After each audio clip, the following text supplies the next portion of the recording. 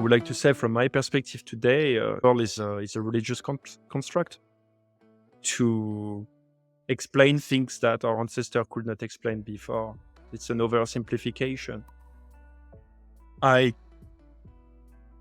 don't see any evil humans anymore. I just see deeply wounded people who are very self-disconnected. And so I think it's time we evolve in our narratives and recognize that we are not evil.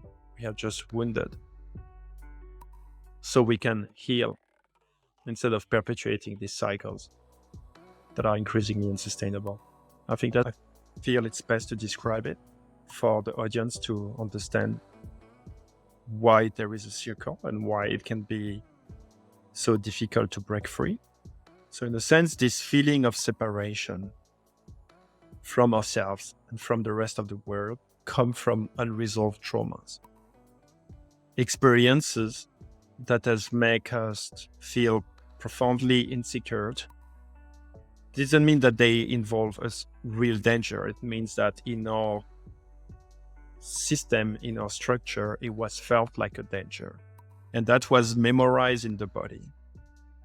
And as a result of this memory and of this trauma, which is a trauma, there is a feeling of insecurity.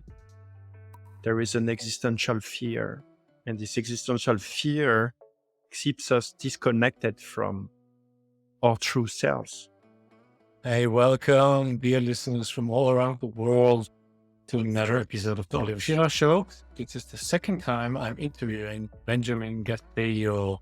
And today, in this interview, we talk about all kind of evil. Where is it coming from? Are people evil? And if people are evil, can they get good again? And how do people become evil? What is the collective shadow? What is the personal shadow? How can I transcend it? How can I be part of the greater good? How can I help to, make the collective evil less evil, to say so. So I hope you're going to enjoy this show, and please leave a comment, a like, a subscribe, and reach out to me or Benjamin. Without further ado, here is Benjamin. Okay, there we go. No countdown. It just starts recording. Welcome, Benjamin. So this is our second interview this summer, or second interview in total. And I'm happy that I have you again here with me. Welcome, Benjamin. Thank you. It's a pleasure to be with you, and looking forward to how this conversation is going to unfold. Yeah, I told you before, it's going to be like a challenge for me to guide through these points we have here. We are talking basically about evil. We try to connect it with things that happen in history and now, which could support you to understand what Benjamin is going to explain. We are going to look at the collective shadow, and then of course on how to transcend it and how to come back to ourselves. We also touch probably on how to be more intuitive and listen to our instincts again about what is going to happen in the future with all the possibilities of AI and videos and voices and distinctions. So it's going to be a very interesting talk. And we got some really good feedback from our last interview, from your awakening process and the hospitalizations and what you saw and how you look at sustainability and authenticity, how these are interconnected. So let's head on. What is evil? If we want to start there. I think that's a very good question.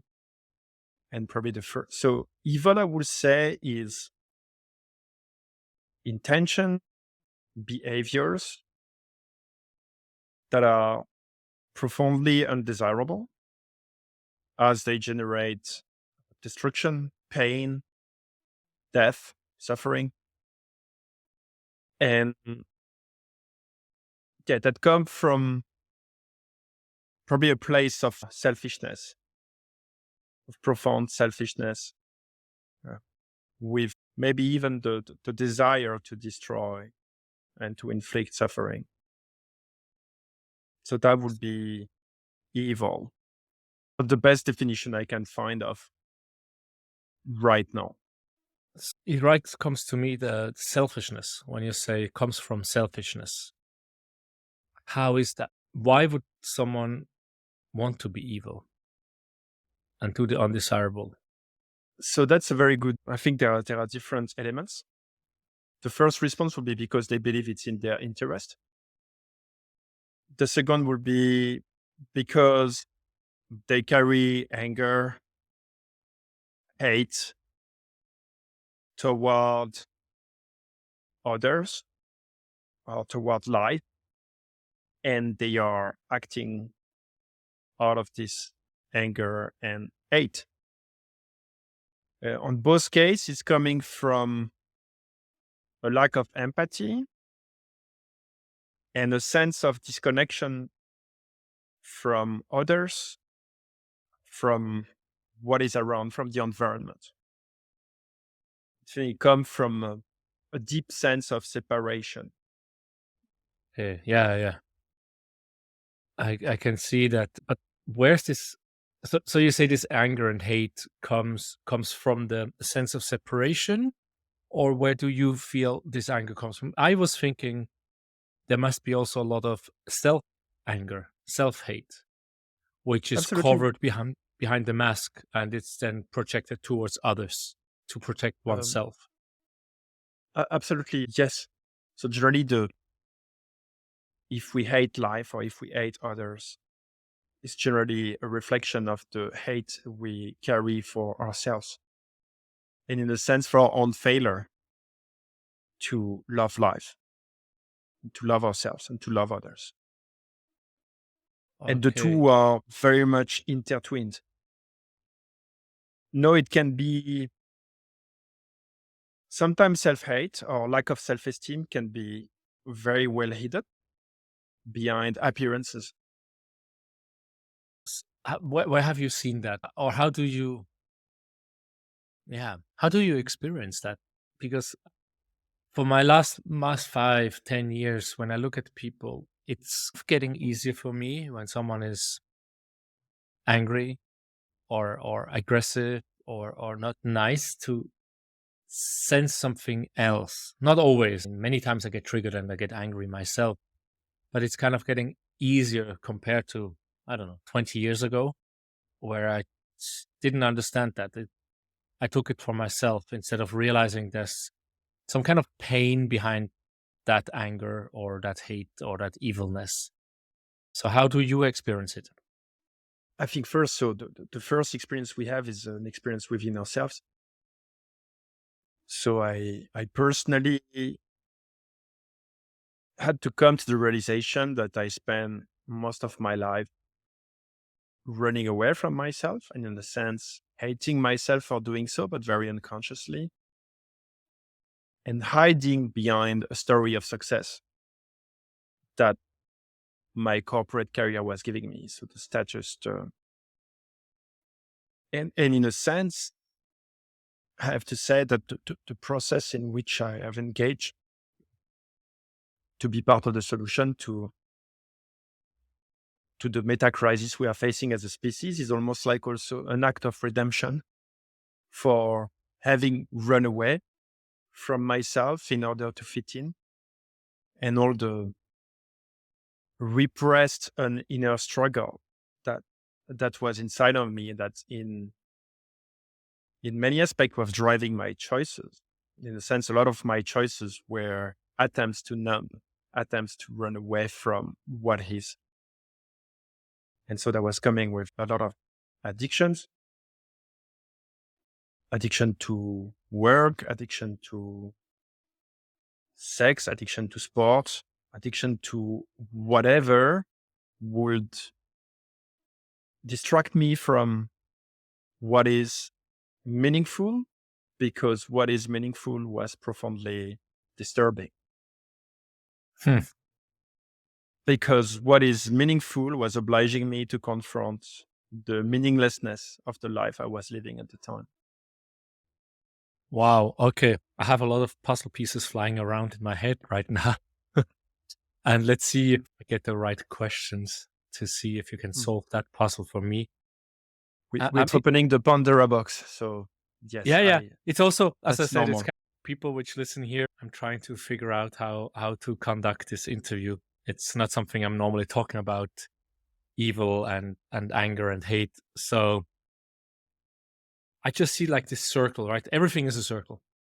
And a friend told me yesterday he's in the psychiatry and he gets electroshocks to help him to think more positive. They have apparently good success with stimulating, but he had some backdraws again. Yeah, some anxiety attacks.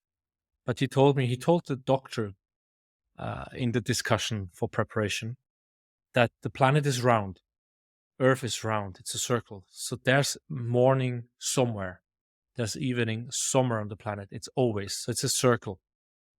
And then while you were talking, I tried to make some notes and draw a circle from the anger, the hate, the evilness. You know, we could actually talk also, what's his name again? North Korea, Kim Jong. He grew up in Switzerland and was apparently very nice, and now he's like one of the evilest person. So how does a person get there? We definitely will go there, I think, right? I don't know his personal history, so I don't know how he was grown up. I just saying, sorry, just for cutting your flow.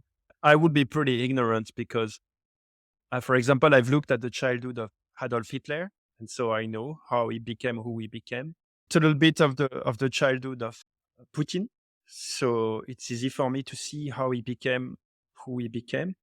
But Kim Jong is a mystery. But I am sure things happen, but I don't know what it is. I don't know. I just know because he grew up in Switzerland. I don't know from what age to what age, 8 years to 16 or something like that. And apparently he speaks Swiss German and he was singing Swiss songs and he was holding up the doors for others. That's what I read 2 or 3 years ago. And then, of course, you see him pressing the button, pulling the trigger and killing people without any remorse. And then you ask, like, how does this nice boy become such a dictator? But you're not aware. I don't know more than that. That's basically what I know. But then going back to this circle, I was really thinking, as I said here, like you have Kim Jong being an innocent child. We are all born innocent. And then something happens in the life. It's like a circle. We go into hate. We go into, as you said, disconnection from others, the sense of separation, the sense of being me against everything else. I'm different than the trees. I'm different than the stones. I'm different than the person next to me. I'm even different than the kids to some degree. That's where we still feel a lot of connection to the parents and our kids mostly, or our partner. But even there, we feel a separation. And then you have this hate, anger, evilness towards others, towards, there's like a circle, right? Probably we can also talk about what is the circle, like where does it start? It's towards my TV, towards my chair, then it's towards my cat, then it's towards the neighbor's cat, then it's towards the tree, then suddenly it's getting bigger and bigger. And then, of course, I hope that there's like the circle coming to a self-realization where you're realizing that you're not only separate from others, but you separate yourself from yourself because you're not yourself anymore. And that realization goes into a journey to find yourself again and integration of different pieces. And there's, of course, soul retrieval, shamanic things. There could also be psychiatry. There could be ayahuasca. There could be journaling. There could be whatever to find pieces you gave away and then to become whole again. So this is kind of the circle I saw. Does that make any sense to you, how I felt while you were talking? Yes, I think what you are talking about is a traumatic circle. Traumatic circle. Okay. Or at least this is how I feel it's best to describe it for the audience to understand why there is a circle and why it can be so difficult to break free. So in a sense, this feeling of separation from ourselves and from the rest of the world come from unresolved traumas. Experiences that has make us feel profoundly insecure. Doesn't mean that they involve a real danger. It means that in our system in our structure, it was felt like a danger. And that was memorized in the body. And as a result of this memory and of this trauma, which is a trauma, there is a feeling of insecurity. There is an existential fear.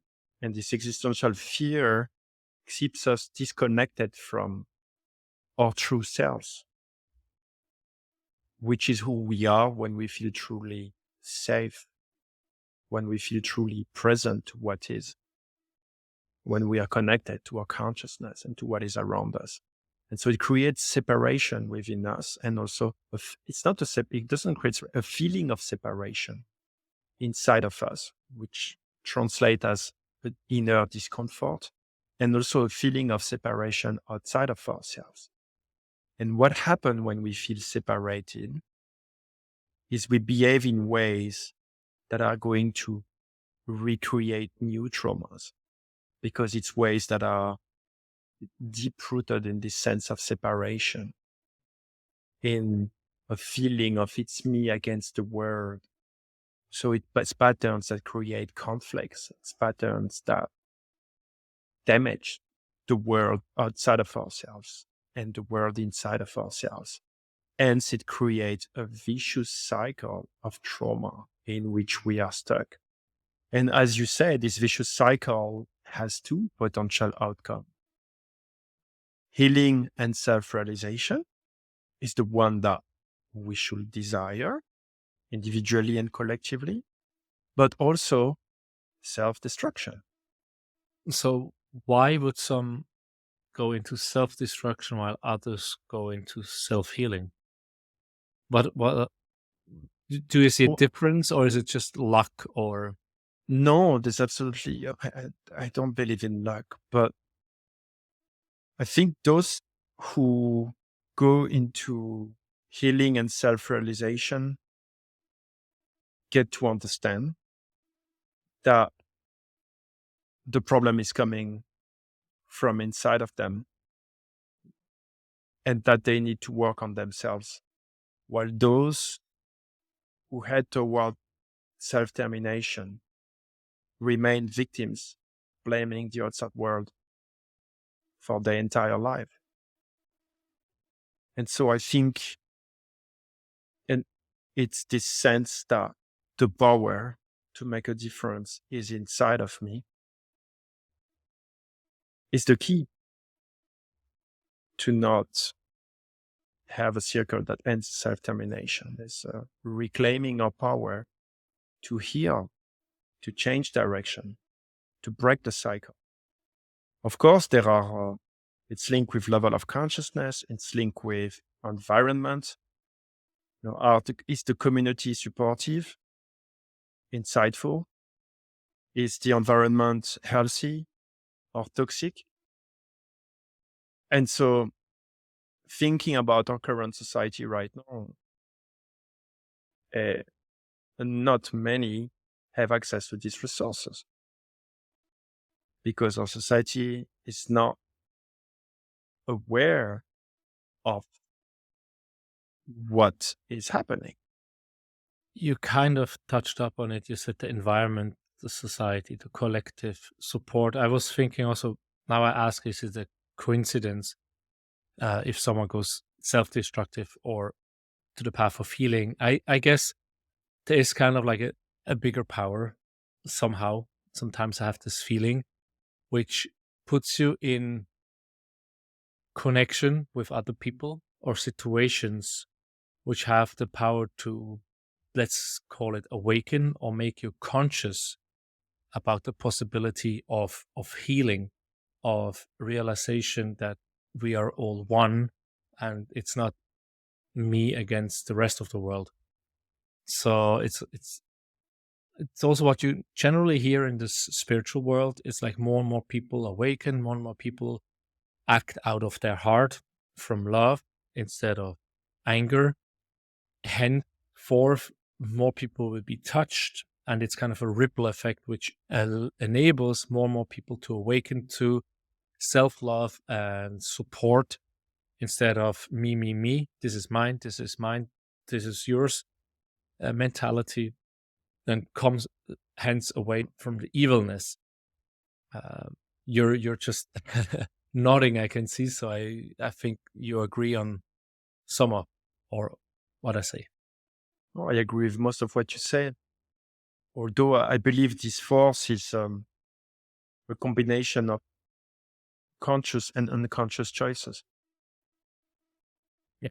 There is, unfortunately, many people are afraid of consciousness.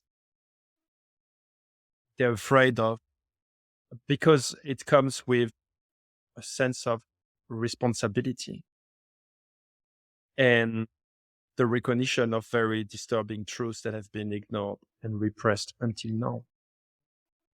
And so it requires courage to Yeah. take on Yeah. that path. Although the more people are on that path, the easier it is to carry it, because then it becomes more supported, more accepted, more understood. But at this stage, I think the awakening we are talking about is still at an embryonic stage compared to what it can become if it reach maturity. And so I think we are far to have to, we are still pioneering that, although it's becoming more visible and more tangible for an increasing number of people. Yeah. I can see the notion of it's getting easier as I'm listening to all these near-death experience talks and whatever not. It's fascinating me. And also talk to a few which had that experience. And there are quite a few which had these experiences in the 60s, 70s, 80s, and they couldn't really talk about it out of fear of being, institutionalized or being pushed away. And the more people talk publicly about it, I mean, there's at least 3 or 4 podcasts on YouTube which really talk about that mainly. So that's, like several hundred episodes each. So that shows more and more people feel it. It's easier to go that path. So and I guess also with this self responsibility, self acceptance that it's our actions, our beliefs, or our inactions which put us in certain situations becomes more normal, and hence, as you say, it's easier to to to do it because you see other people do it as well. And I think it's always the hardest to be the first to do anything. I guess we see that in sports. I'm just watching Michael Jordan's Netflix series, and I'm like, whoa! Before I even knew he was doing all these crazy things, record here, record there, or Roger Federer, all these records he built, and then Nadal and Djokovic are just running over now. But until he did it, no one did it. In Federer's case, or in Michael Jordan's case, Kobe Bryant came after him, and then after LeBron. But Jordan was the first to achieve certain levels. And then people said, hey, it's possible to reach 60 points, 70, whatever, in a game. So I can do it as well. I can be the best defense player, offense player, whatever. Also with I don't remember what is the distance, but there was a certain distance in running, and it said like no one can manage it. And the year after the first person reached it, there were 10 other people. And now it's normal that everyone can reach it. So I guess it's the same with a consciousness coming from the heart, acceptance, realization we're not separate. The more people do it and see, it suddenly becomes the next normal, hopefully, away from evil and away from doing wars. And we touched upon it, the whole Ukraine war. I think it's unnecessary. We could solve it in a different way, but people don't want to for whatever reason. So I think the main reason why we're not doing it another way is a lack of consciousness. Both sides in the Russia-Ukrainian war are trapped in their narratives and in their fear, and are unable to see the other side perspective. And so unfortunately, there is no space for mutual understanding. It's fear on both sides and attempts to dominate and control what is scary.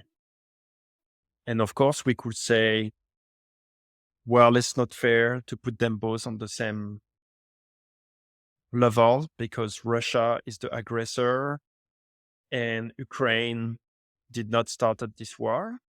And that, of course, that's one aspect to take in consideration. But in the another aspect that I think we should take in consideration is that Russia has traditionally been threatened by the West, and the West has traditionally been hegemonic as a force. And so when the West push its geopolitical interests in what Russia consider as its territory or its circle of influence, then that activates a collective trauma response because of a past history. And so to deal with that, we should deal with the underlying collective traumas and collective fears that are not expressed, which means that Russia is scared of the West. It doesn't trust the West and it feels threatened in its integrity by how the West is pushing for its interest. And I would say the West probably feel threatened by Russia as well. And Exactly. so the key here will be to recognize that we are afraid of each other, understand where is this fear coming from, and how we can build trust and a genuine feeling of safety between each other so that we can start having peaceful and harmonious relationship. But that will mean that both sides will have to recognize their blind spots, the, the false narrative that they are perpetuating to justify their actions and to make their people believe that they are on the right side and that the others are the bad guys to fight against, because both sides are basically saying that. Of course, it's always the other side. And that's what I try normally to tell people, or at least the last few years. Like, have you tried to consider how the other feel about what we do? And 90% of the time, people are just pushing that away. So for me, when you mentioned this, the fear, the combined fear of both sides, whatever war it is, right? It could also be Muslims against Christianity. We talked about it in France in the last interview. What was it? Some drug lords in Mexico against the US, whatever it is, right? There's all these different things. Now, I'm just thinking if you talk about two nations or even continents, might be.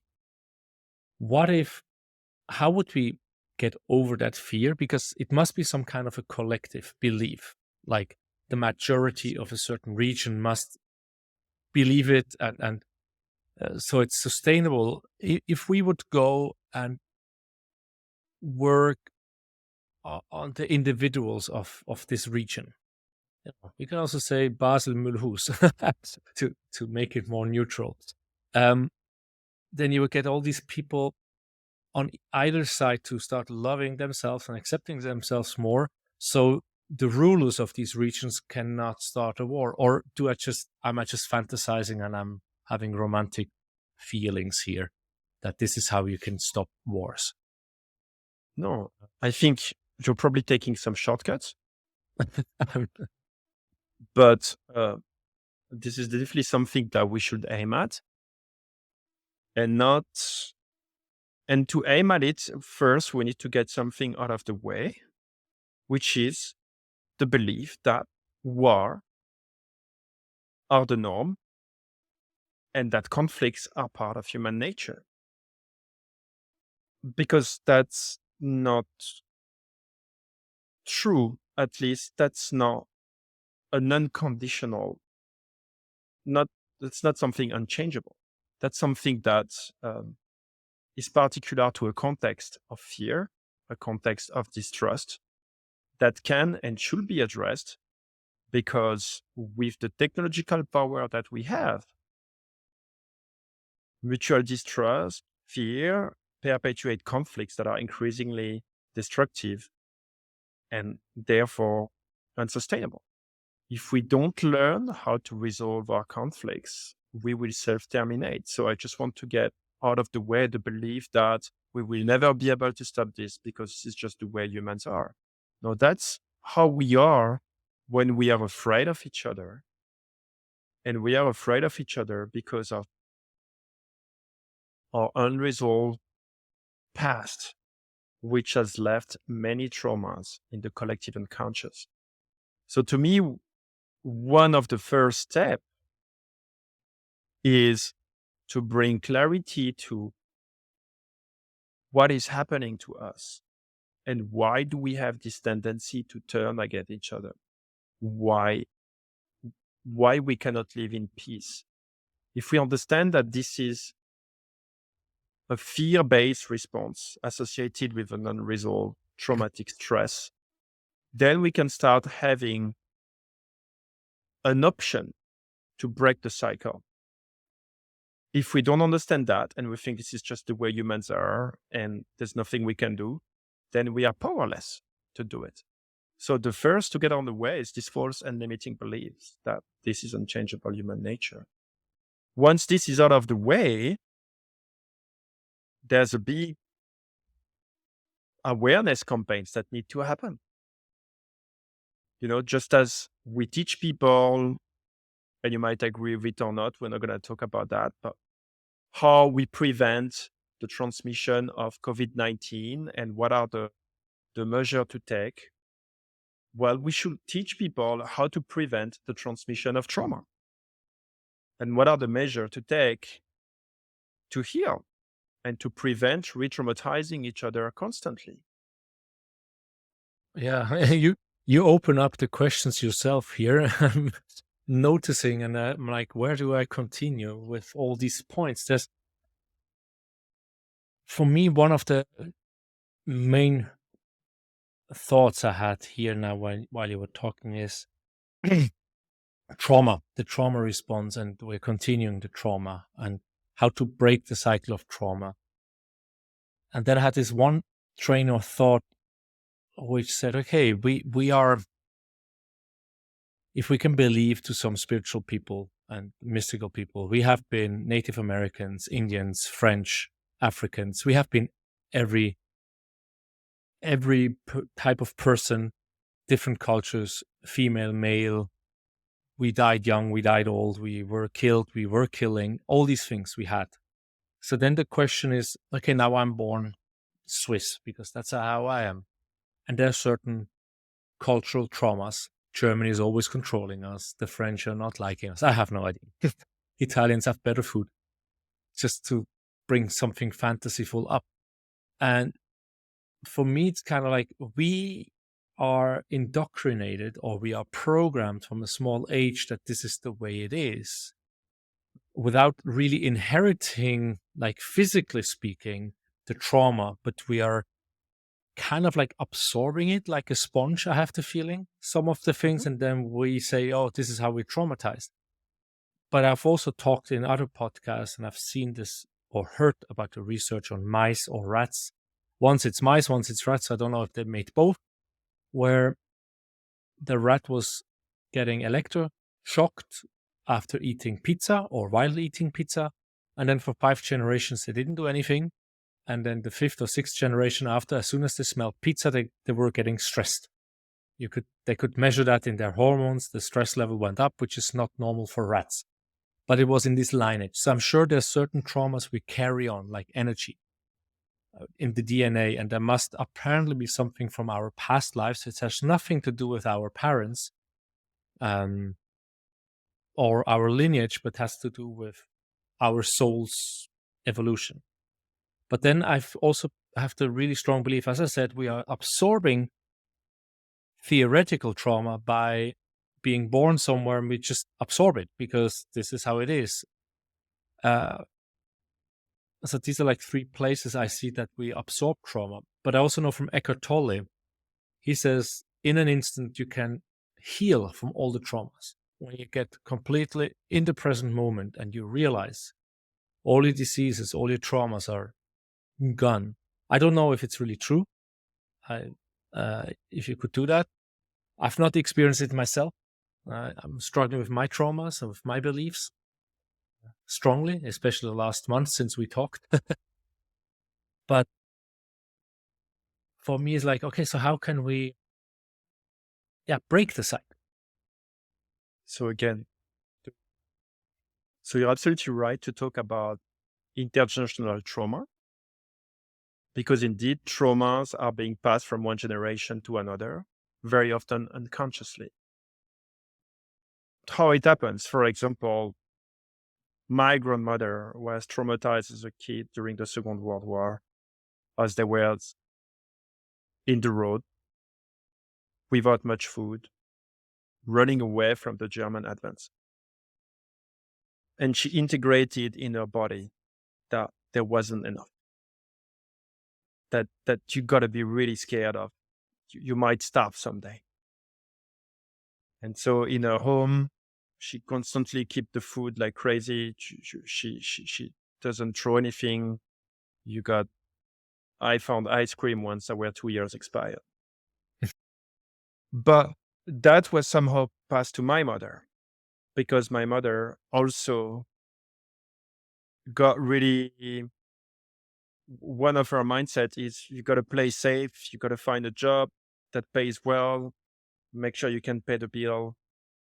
So she really was carrying this fear of scarcity as well, because it was passed on from my grandmother.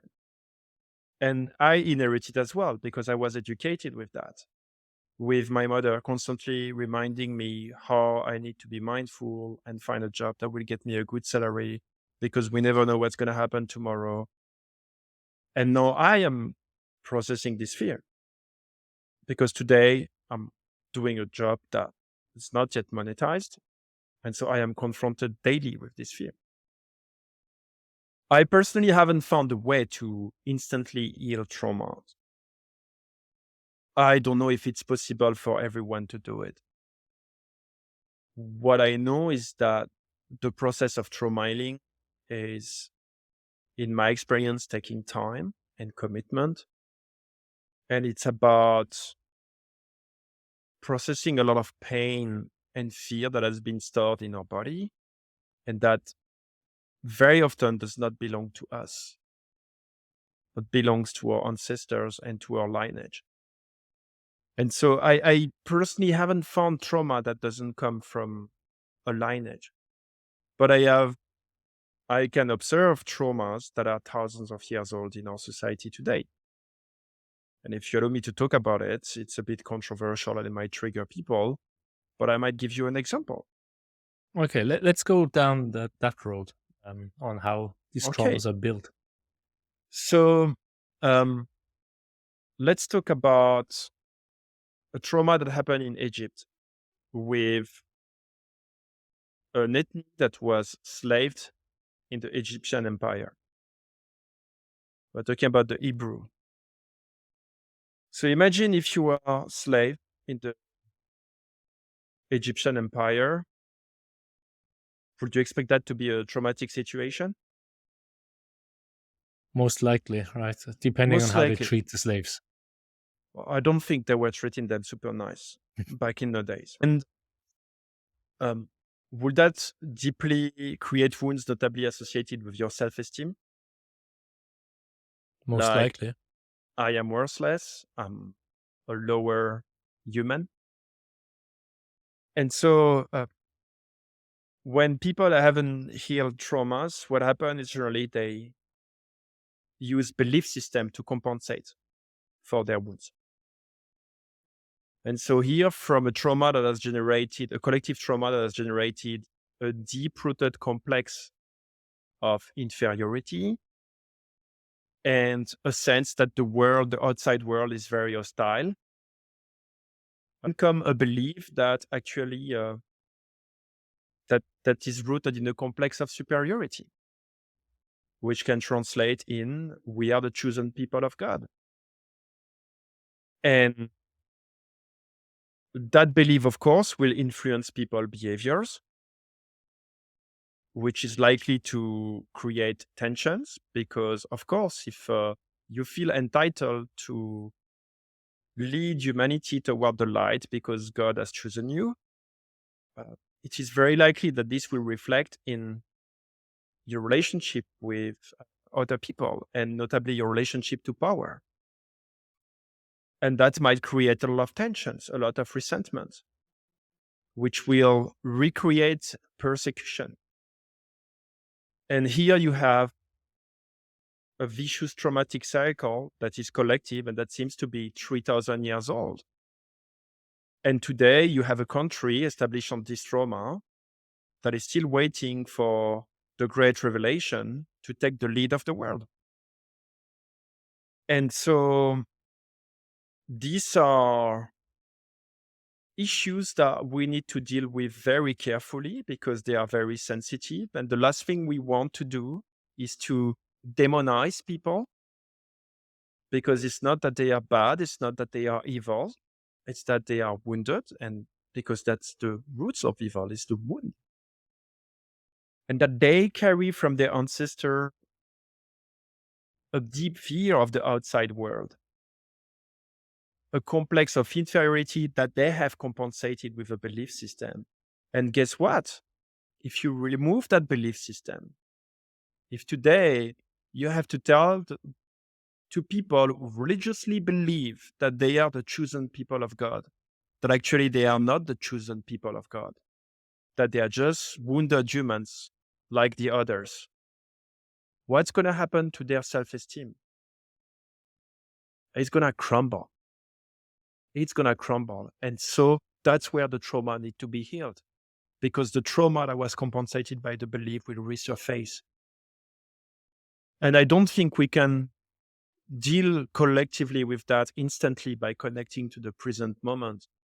We have to face these disturbing parts of our reality, this disturbing past that we have buried deep inside the unconscious and hidden behind beliefs that are completely disconnected from reality and that are still generating chaos, separation, and conflicts to this day, re-traumatizing humans generations after generations, and keeping this feeling of separation as if those beliefs were who we were and how we should divide each other. Imagine all these belief systems that were created. They are tools that we used unconsciously to deal with reality. And we have divided ourselves based on these beliefs, where they were just tools that we used to structure our mind, to structure our societies. And so it's very important to rehumanize our world, to dissolve these false beliefs, which make us blind to our humanity and to the wounds we need to acknowledge and heal together. I was thinking of a book I was reading when I was stumbling into essential oils. And so I was reading an example on how to apply essential oils for trauma healing. I think it was trauma healing. That I hope I remember right, that the girl or boy was burned severely by hot water from the stove or whatever it was, for soup, for tea, and had some adverse behavior over time, fears, right? And then it was actually hard to connect it to having a burnt hand or a burnt leg. I don't remember what it was. But this kid was getting older and then just becoming difficult in many ways, right? Aggressive here, defensive there, not connecting. And somehow they found essential oils or nature medicine, and they somehow figured out which oil. I've been told when you have like essential oils and you find an oil which you dislike, it's kind of a good sign that there's something laying underneath, because these oils have different energies, different vibrations, So they connect with different levels of your beingness. One is more for the heart, one is more for the head, one is more for immune system. So they found the right oil. And so what then happened, as I remember reading it, was that this girl or the parents used these oils. I don't remember if it was oiling it or just smelling with this kid, and it got really, really bad. It got really, really bad.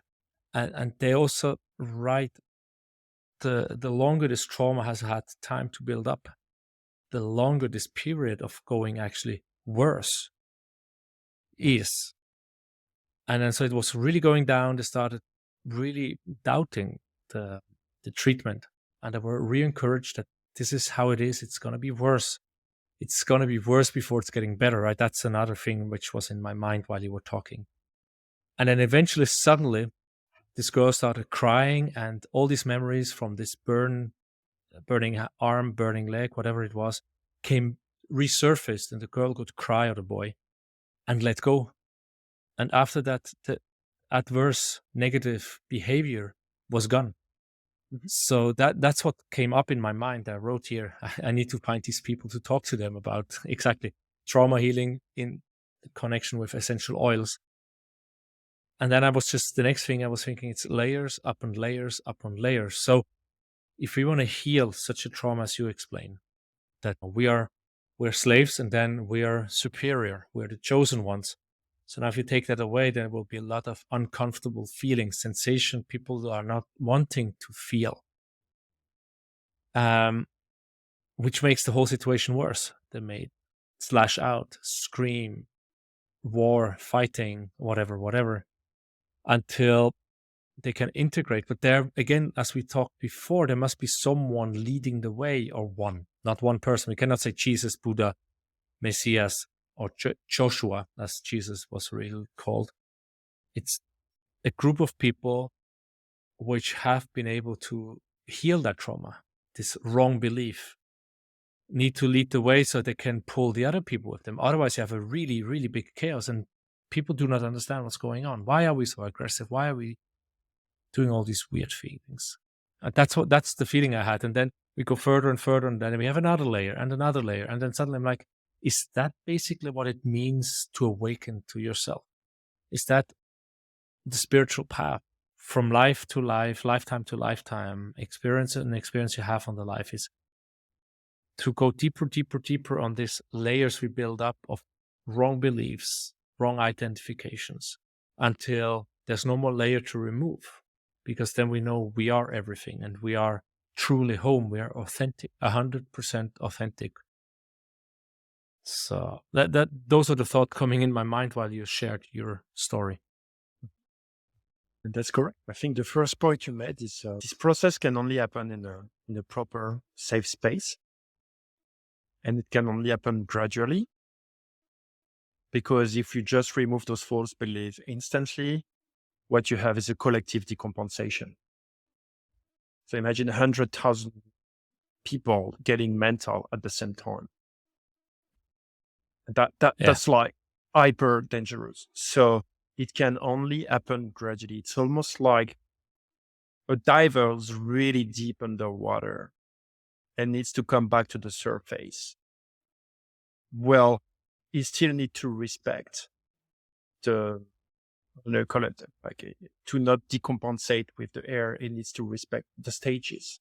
It cannot go from deep to the surface too fast, because otherwise it's dangerous. And so it's the same, right? So the good news is we are very well designed as human species. This is why we have all this denial mechanism.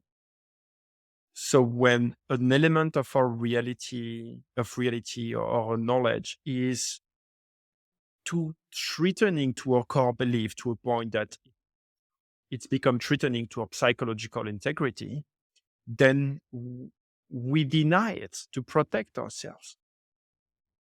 So the key is to make this information available to help for the consciousness to slowly awaken, almost to water its seeds, without forcing it.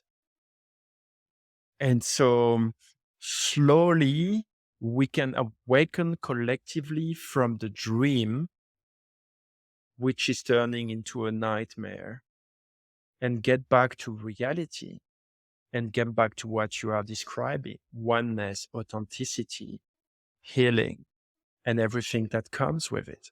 And so this is a gradual process, and it's kind of a tricky situation because on one side, we cannot make it too fast because otherwise we have a collective decompensation and chaos and we cannot handle it. And on the other hand, we cannot make it too slow. Otherwise, we have a collapse of our globalized civilization. Yeah, like a real chaos. I mean, I can see Yeah. that. So it's a thin line. And I think here the best way to proceed is to trust the process, because some people are here to accelerate the process and some people are here to slow it down. And it seems that ultimately it's like a team. And this is how, we keep the balance, because if there's only people to accelerate the process which are not slowed down, it might go too fast and might lead to undesirable, chaotic situations out of collective compensation. If there's only the people slowing down, then we don't evolve, we don't awaken. Then we are very likely to head toward collapse of our globalized civilization because we are already overshooting our planetary limits and creating growing inequalities and all this stuff. The meta crisis, basically. So, yeah, from my perspective, as someone who's trying to accelerate the process, I don't have the feeling we're going too fast. I have the feeling we're going too slow. So that's why I'm kind of pushing the accelerator and allowing myself to say things that might be very politically incorrect, but I think need to be heard and said, because we need to free our voices and we need to tell the things we don't want to hear, but need to recognize because they are keeping us trapped in these vicious cycles. Yeah, and I also think when you accelerate, because some people are ready to hear it and they're ready to make the first step, the first movers. I mean, we have that all. You were a consultant, and I also did business engineering. You have always the first movers, the ones which will want to have the newest service, the newest product, the newest before it's really tested. And then you have like the big part of people, and then you have the latecomers, which have to be 100% sure it works. And I think in releasing the trauma and coming to you, you will to come back to yourself. You have also these early adopters which go fearless into it. For me, it's also when you said trust the process, and then I was like, okay, how? Because as I said, I'm really in this situation. We had to talk. I had 3, 4 more interviews after we had the interview, and the last 2, 3, 4 weeks was terrible for me, even though I have all the knowledge. And I'm like, so how to trust the process? How is one doing that? What is a good way?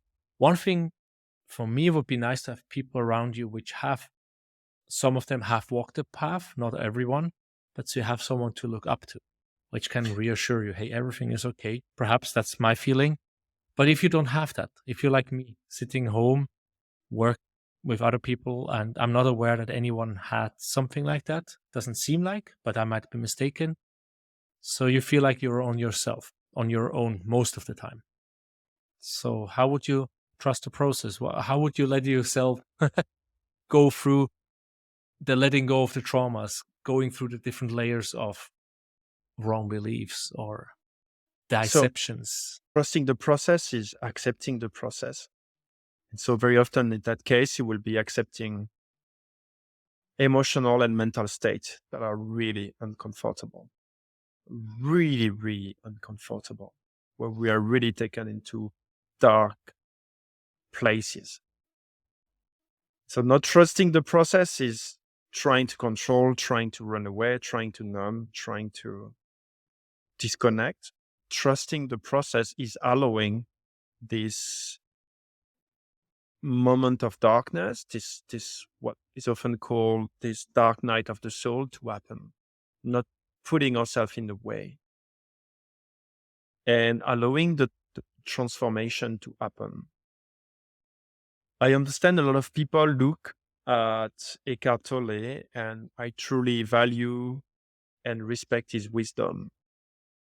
In the other end, Eckhart Tolle sometimes seems a little bit spaced out. It seems a little bit, A little bit. I think I right? had problems to listen to him in the beginning, but again, I was made aware of him by a Swiss friend from Basel, so it was in German.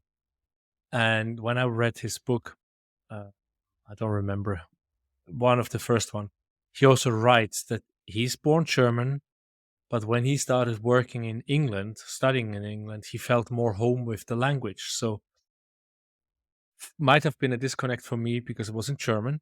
But yes, he has this floating feeling around him. Sure. I mean, it's I think and I think is truly connected to the source, and he has access to beautiful wisdom. But I think he's a bit disconnected from reality, to a sense that is not capable to truly provide answers to the challenge that we are facing. I mean, it's very nice to there's no more past and there's no more future, and it's just the present moment, and it's this bliss.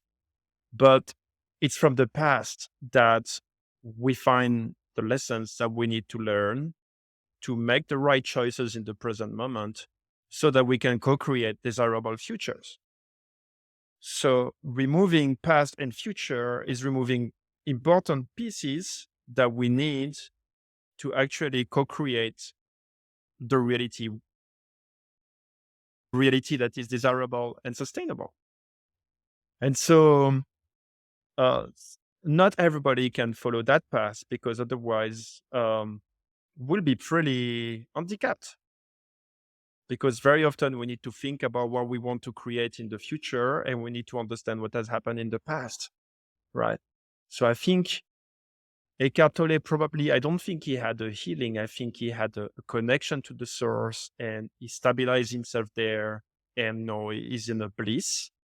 But it's not very practical when it comes to driving a human civilization that has to deal with a lot of issues and a lot of traumas that have been unresolved.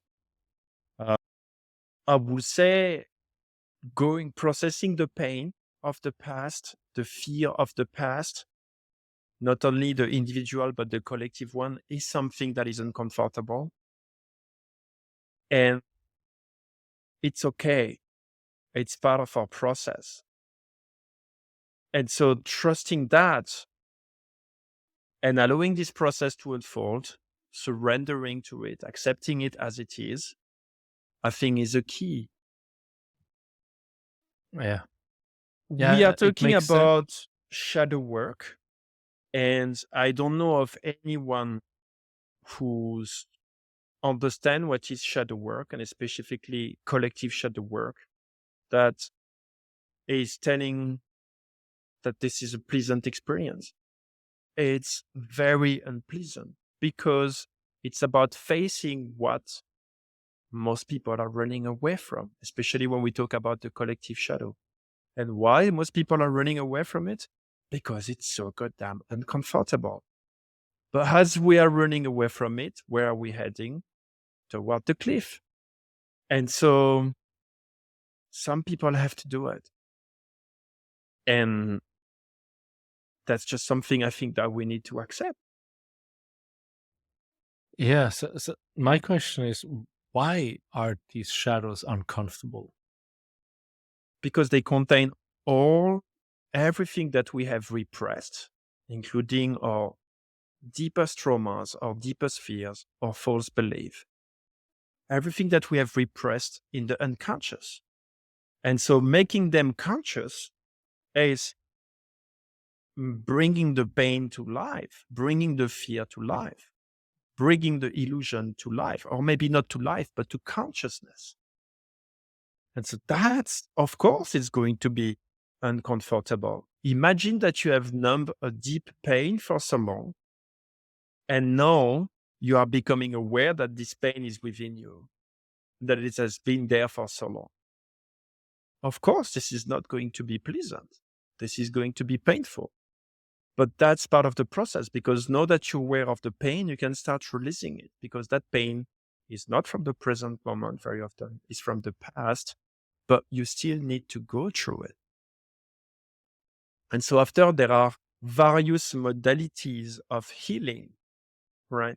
And what will work for someone is not what will work for somebody else. But despite the availability of these modalities of healing, the process is still unpleasant, because it's about bringing to awareness the part of ourselves that are wounded and that have been repressed for so long. Yeah, I'm also thinking some of these pains, different people I read, heard, they had shadows, which in the end, when they faced them, the fear, right, as you said, the pain, what was laying underneath it was actually something beautiful. They started creating beautiful things. It could be artists which were engineers or consultants, and they never were drawing because at whatever 6 years or 8 years or whatever age they were, some pain happened. So now that was connected with pain or music or writing books or dancing, right? As a man dancing in ballet, right? There's a lot of men dancing in ballet, but we think of them as gay, but they're not.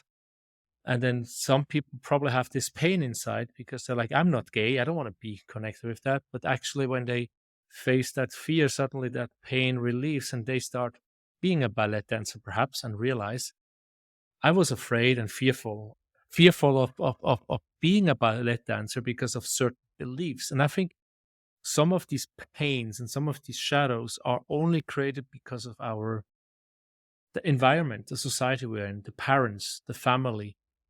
What is it? The Pixar Walt Disney movie with the Mexican Dias de los Muertos. Loco? No. Yeah, the Coco, I think. Yeah, that's a nice trauma, right? This one man was a musician writing songs for his friend, which is singing.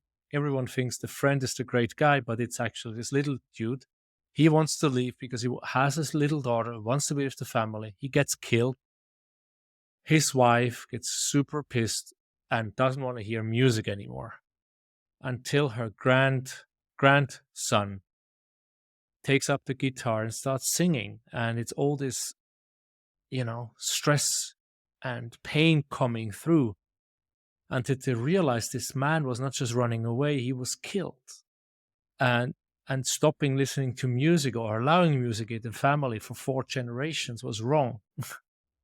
So there was, of course, a lot of pain, but in the end, it's actually something very beautiful which was laying underneath. So what you're talking to me, what I call, or what is often called post-traumatic growth, which is as we heal our traumas and we reintegrate these wounded parts of ourselves, we become more whole. And as we become more whole, our consciousness expand, our knowledge expand, our empathy expand, our creativity, our perceptions, our visions. And so these individual and collective traumas that we are called to heal one way or another, comfortably or not, they are also a pool of these human qualities that is available to us to evolve and to expand, which is exactly what we need to become a sustainable species. And so here I see the beautiful design of the universe, in a sense, that has already equipped us through our past traumas with everything we need in order to overcome the challenges of our times, if we accept to see what is happening and heal. So it sounds a little bit that whatever the examples we mentioned here in this talk, that when we go through these layers of looking and making conscious of the different shadows collectively. And I also think we have to start with ourselves if we want to change the collective. As I said, Basel, Mulhouse, it can just start with your quartier, the little whatever way you live in the city, that your race, you accept the different cultures. I mean, where I live here, there must be 10 different cultures living here, not Danish. And the Danish people drink a lot here, I see. So it's also, there's a lot of conflict. But if I can change myself, heal my traumas, more love, more integration, I can change the people around me. Yes. Then there's a little quartier. And then from there, suddenly there's attention like, wow, they're so happy, they're so creative, as you say, and it goes out. Then we have the collective change. The Denmark changes because I live in Denmark now. And then because Denmark changes, Scandinavia changes, and then Europe, whatever. But after this peeling and this going through the shadows, going through the pain, going through the shit I've been lying to myself, I'm accepting it. As you said, when I ask you how, not running away, not fighting it, not fighting the feelings, not fighting the urge, or not giving into the urge of watching porn or having meaningless sex or meaningless alcohol, drugs, speeding with the car, yelling at people, but actually feeling and saying, whoa, it feels very uncomfortable. Where does it feel uncomfortable? In my hips, in my chest, in my throat, in my head, whatever. Letting in. Why does it feel uncomfortable? Because I was not true to myself. I lied to myself. I have not taken responsibility, and so on and so forth. And that can be, for some people, it's a few months, a few weeks. I mean, I have a friend, 3 weeks, and he really went through a deep, dark night of the soul. And I was like, wow, how did you do that? But he really let it in. He didn't distract himself. No media, no phone, no friends, just himself, accepting. For other people, it can be 10, 15 years, like I'm struggling for so long.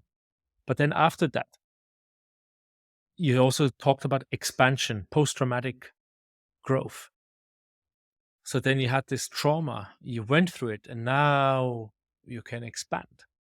So then that means actually the whole collective, if it's now my quartier, my city in Denmark, whole Denmark, Scandinavia, Europe, they can grow and be more creative in whatever way that is. At least that's how I see it. Inside out, outside in. Yes. Micro, macrocosmos. Yes, the individual and the collective are interrelated. And so every individual consciousness expansion is also the collective consciousness expansion. Yeah. So don't be so egoistic. Think of your of the collective when you have struggles. Yes. By the way, I think a lot of people were very fast healing, at least is from my observation. They are not processing the collective shadow. They are processing their individual stuff.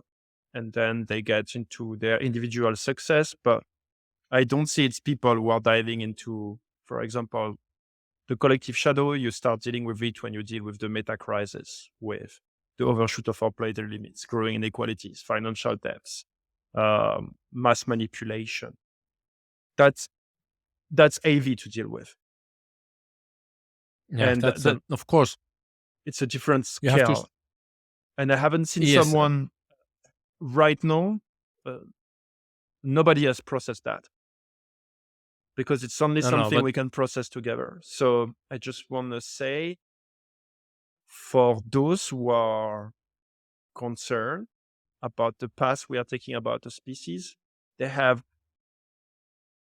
different and larger pieces of the shadow to deal with. Of course. But if you're not able to deal with your own shadows, you cannot deal and handle the bigger collective shadow. Absolutely. Absolutely. So it starts there. So it's like a muscle. It's like writing, drawing, music. You start with small pieces, and the more you can peel through your inner shadows and open up and see the lies you have yourself, the more you can take on the bigger collective shadows. Then you can look into your family shadows and traumas, ancestral, and then whatever. Then you reach and your country, and you can take more and more and more. But you cannot start if you cannot handle your own shadows, the own things you are hiding from yourself.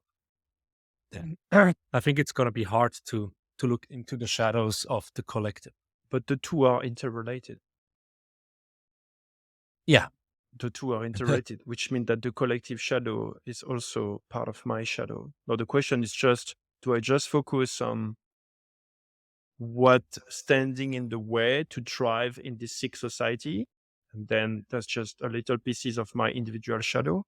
Or do I take on the entire shadow, including like the fact that this is a sick society and that we need to heal that as well. That means I have a much bigger shadow to deal with. Yeah, but again, I think you have to train yourself to take the small steps and then to be able to take. Otherwise, you can get really seriously insane, I guess. Yeah, that's what happened to me. um, I think we had a really nice.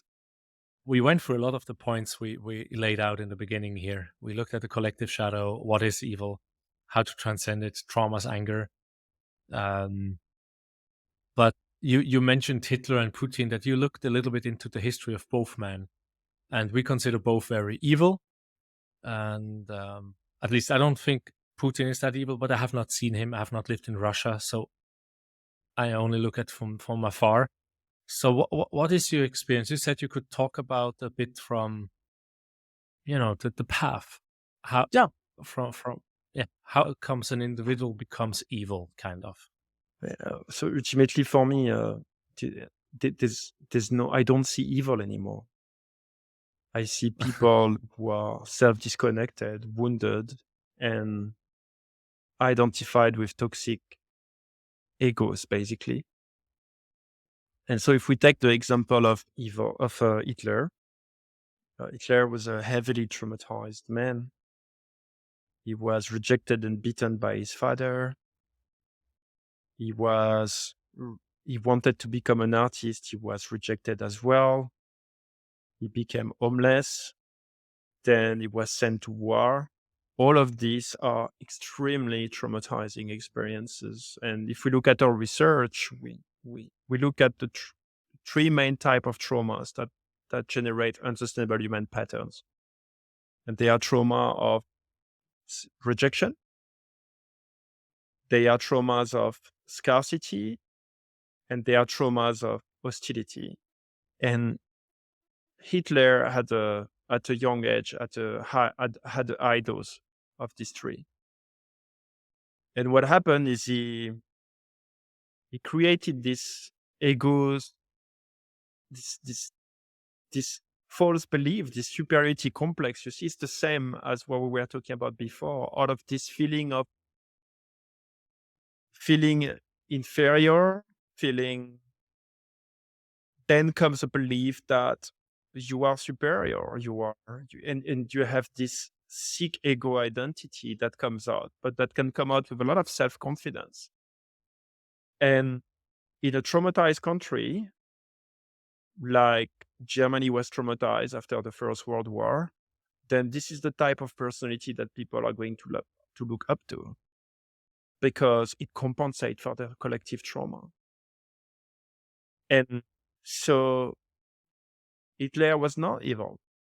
He was just a traumatized man taking the lead in a traumatized country and generating a large-scale disaster.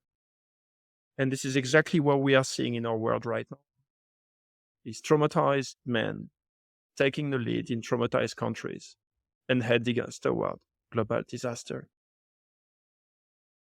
And so it's very convenient, this narrative that Hitler was so evil, because it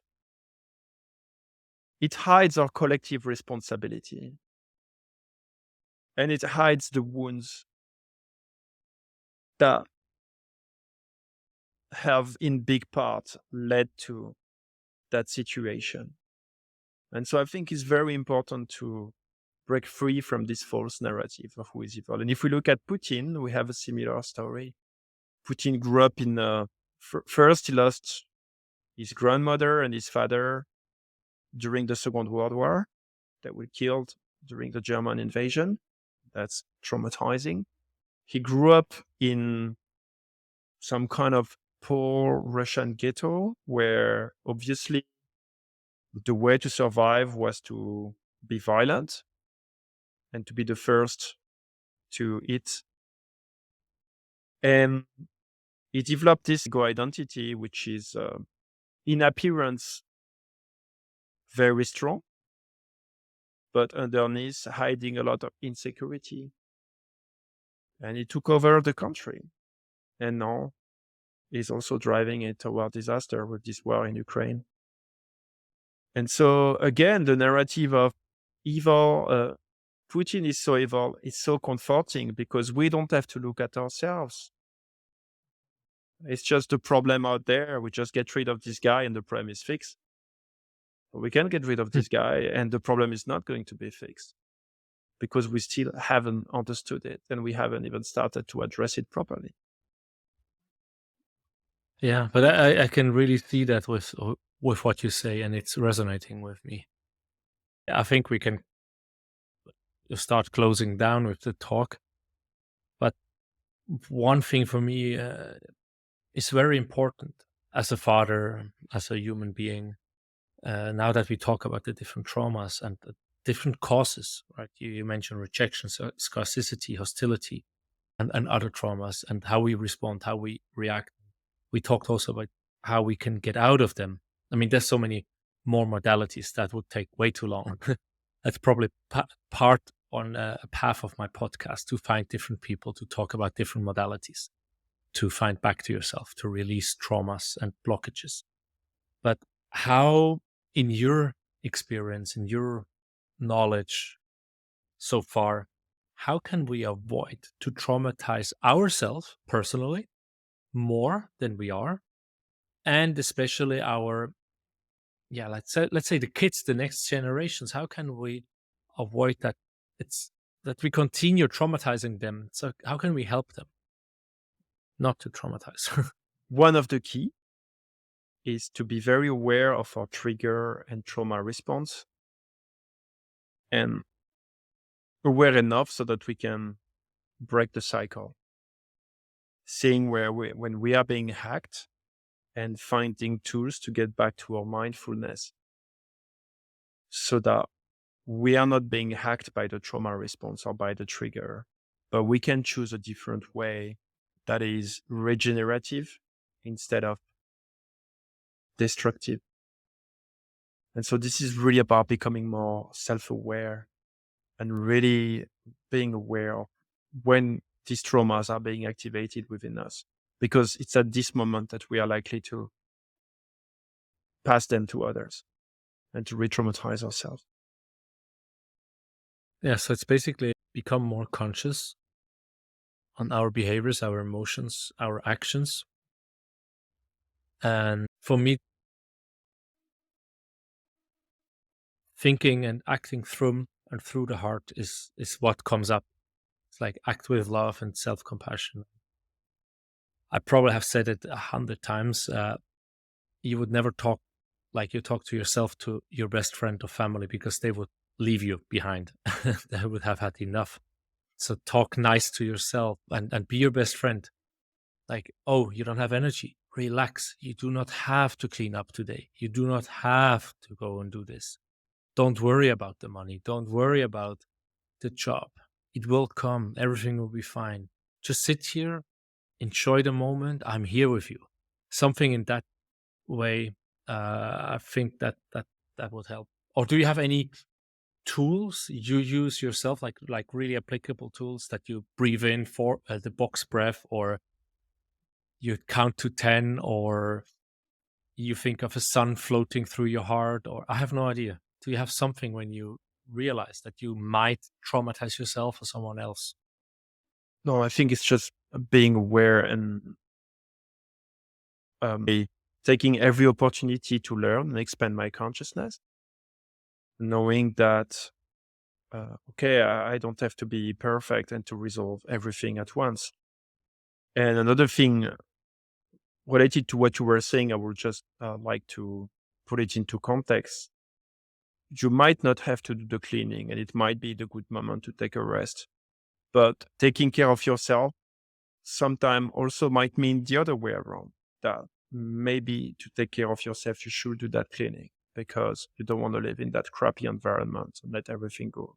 And you want to make the extra mile. So it's not a one way where you're only vulnerable. It's coaching ourselves, knowing when we need a rest and knowing when we need to push ourselves to do something that maybe we don't want to do, but that we need to do to improve our well-being. So that's not a one way. And so this is really about learning to drive our lives. And again, the awakening is realizing that we have the steering wheel of our lives in our hands. And so here, what we are talking about is about learning to drive. And so that takes experience. So key there is also being patient and compassionate with ourselves because we are learning something very new that our parents didn't learn, that our ancestors didn't learn, and that this is a big, massive change that we are not going to figure out all in an instant. It's going to take us experience, trial and errors, and that is part of the process. Be in the boat. Take one step at a time. It's like learning to walk. Before it becomes so instinctive that you don't have to think about it, you lose balance, you fall in the front, in the back, and that's okay. That's the way to learn to walk. Yeah, somewhere on the way, we forgot how long it took us to actually learn to walk. How many trial and errors, how much Especially patience, how many. especially when Yeah. our species has been crawling since now. And that walking is not the next evolutionary step for our survival. It's not as if we can look at our parents and be, that's how you walk. I'm just going to follow it. It's like, oh shit, they've been crawling and we can't do this anymore. We need to stand up and we don't know how to do it. So it's a next level learning process because we can't look at our ancestral heritage as a model. It's obsolete. Yeah, like in the big picture speaking, I'm sure there's some models we have around, but they're too few for the whole collective. We don't have if you want, it's not in our DNA. We we we we Yeah, we we haven't we were not born with brain wire for this. It's we are doing it now. And so of course it's messy and it's challenging. How else could yeah, and it be? that's the yeah, but that's while I've had this, as I said, a lot since we talked in June. What's that? 3 months about one? Yeah, about 3 months ago we talked. I really had this lots of ups and downs and this really low energy and emotional, mental, physical ups and downs. Like you say, it's this really messy path. And I'm sure I'm not the only one. I've talked to other people which felt similar. And I guess that's the way it is. Besides the people which are just getting drunk all the time. I mean, I have a few neighbors here. I'm like, how can you drink so much? Yeah, But perhaps it's just running away. no, that's not perhaps, it's for sure. Alcohol is numbing our feelings, numbing our consciousness. It's just numbing the pain. Yeah. And one thing I realized after becoming conscious is alcohol is actually toxic. And now if I drink alcohol, I feel it in my body. I feel it. I'm like, it's a poison. How come I So was did craving for it? Because it was numbing my feelings. And that was very practical back in the days. so you were drinking. I never really could drink alcohol. There was like two or 3 days I had alcohol, and that was just for having fun. But I, for me, it's like very difficult to drink alcohol. It's always been. But so you were drinking alcohol before, and now it's kind of Oh no, it's I don't drink anymore. And I feel if the few time I had drink after my consciousness awakening, I felt disturbed. And I was really wondering, how did I let that in my body for so long and not realize it's poison? Okay, so if you want to stop drinking alcohol, people, awaken. Have a conscious awakening.